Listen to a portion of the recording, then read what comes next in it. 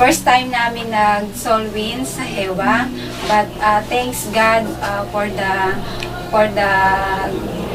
glory, and thanks for the Holy Spirit that will guide us. And also, salamat sa kababayan namin na na-share namin ng Word of God about sa salvation, kung paano maliligtas ang ating kaluluwa kung sakaling tayo ay kuhanin na ni God.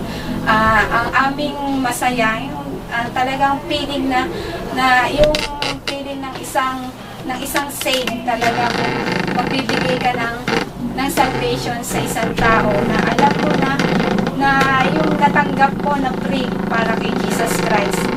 Gawin natin sa ating mga kababayan, especially yung mga nawawala, yung kumbaga pumunta si Jesus Christ dito sa mundo sa Luke 19:10, yung upang hanapin at iligtas yung mga naliligaw, at saka para gampanan din, kumbaga that is the command of God, to share the salvation.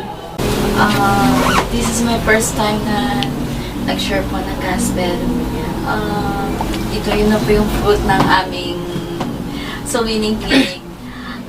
Talaga po napakasaya ko kasi nakapag-share po ako ng salita ng Panginoon.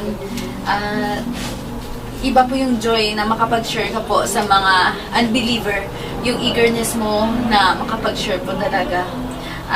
Nandun po yung minsan na yung takot na mag-share ng gospel ng Panginoon na baka i-reject ka.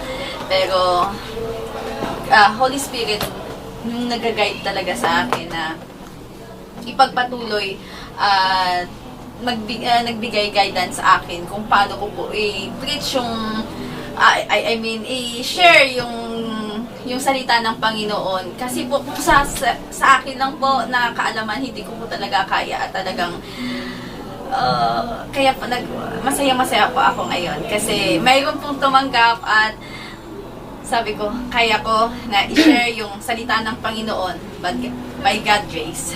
Yan lang po.